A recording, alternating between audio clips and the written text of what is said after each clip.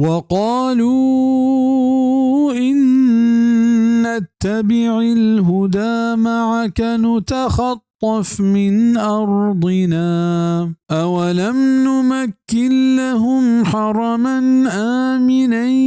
يجبى إليه ثمرات كل شيء رزقا من لدنا ولكن أكثرهم لا يعلمون.